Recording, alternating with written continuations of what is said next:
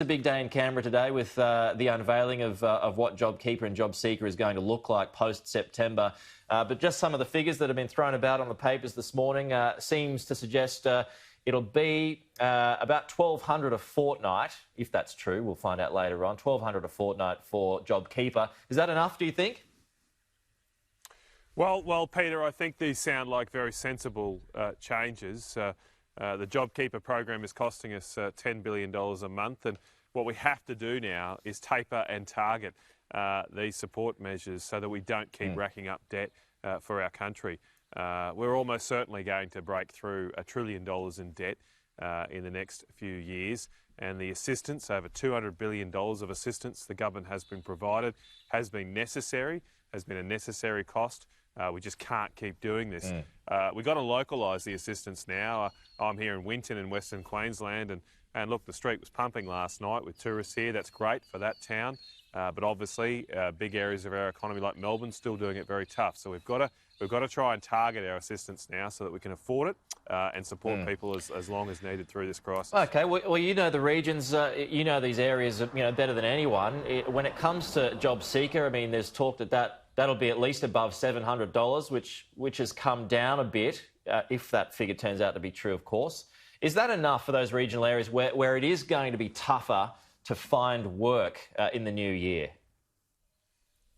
Look, I think we've got to bring that JobSeeker payment down primarily to encourage people to get back to work. I've heard lots of reports from small businesses in rural and regional areas that they are actually struggling to find people to fill jobs right now because sometimes people feel, well, I can almost get as much on the dole effectively, and they're not applying. So that's not a sustainable outcome. And again, it was necessary to help people through that crisis.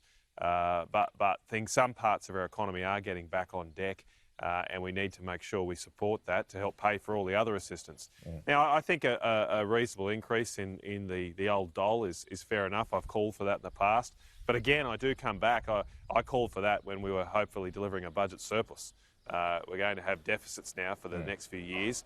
We've got a big mountain of debt now that we need to be mindful of, and we have to focus on how we're going to support an economy to pay back that debt. That's why those green tape reforms announced yesterday are so important to get our economy moving again. What about the 6-month time frame, this extension, which takes it through to March next year, given that there has been this shutdown in February in Victoria? Is that an ambitious time frame, do you think?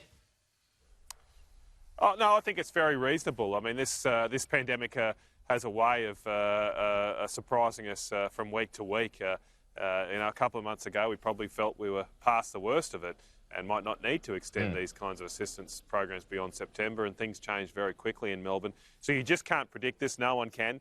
We've got to remain flexible and nimble. So we're providing, I think, a reasonable level of support for businesses for some time, but also mindful that if hopefully things get better in the next 6 months, we can pull this back. We don't want to be spending this sort of money month after month.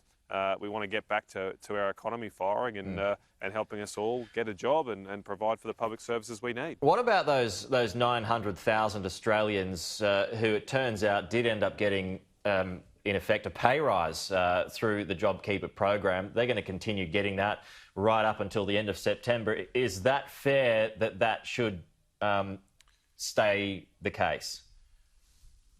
Well, Peter, I don't think that aspect of this program has not been fair, but life's not fair, and we needed to act quickly when the pandemic hit.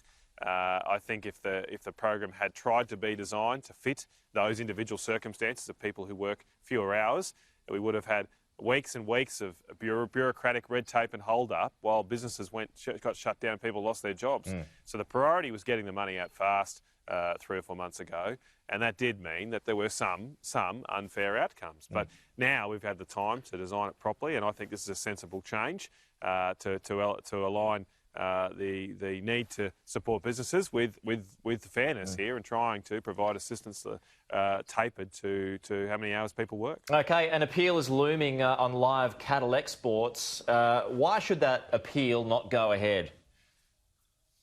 Well, I think justice delayed is justice denied, and people in the live cattle industry have been waiting 9 years for justice, and that's 9 years too long.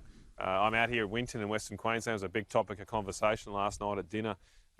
People want to see relief. They have been vindicated by this court case.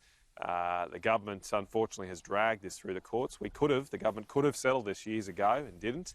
The advice they were getting apparently was that they would win. Well, they lost, we lost, the government lost.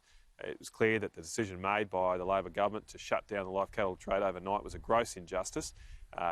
Restitution, I think, should now be given, and that's why myself, along with the whole National Senate team, has written to the Attorney General asking him not to appeal and give people relief. What would be the ongoing cost if there was an appeal that, as you say there, it added extra time to what has already been a lengthy process? What would this cost be to the farmers, and probably not just financial, but a mental cost too?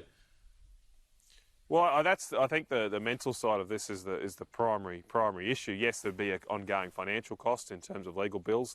Already millions have been spent by farmers fighting this case, but people feel a level of vindication from this decision.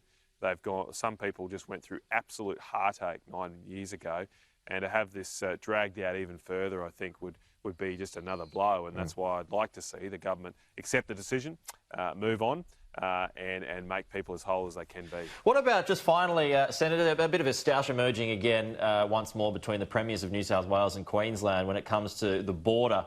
There's a lot of frustration in people trying to move across that border at the moment. Anastasia Palaszczuk wants to push it further south, but Gladys Berejiklian wants to push it further north. Where should it be? Look, I'm not the expert on this, Peter. I don't know. Look, I can understand why the New South Wales Premier doesn't want her border shifted. But then again, if it can be pragmatic and practical, and we can give all assurances that the border will go back to where it was, maybe it should happen. But look, this is a pretty tough situation. It's really unfortunate that we couldn't have just opened the border completely, but given the Victorian situation, that was unable to be done. But if it can be made more practical, I don't mind the checkpoints shifting, because it's all Australia. I think the principle here should be we need to have much more local management of these issues. The problem is we're trying to manage these travel restrictions on arbitrary state boundaries, which is causing towns like Gold Coast and Tweed Heads, Albury and Wodonga to be split in two. And I think it'd be much better to manage this situation where the pandemic is, not where state boundaries are.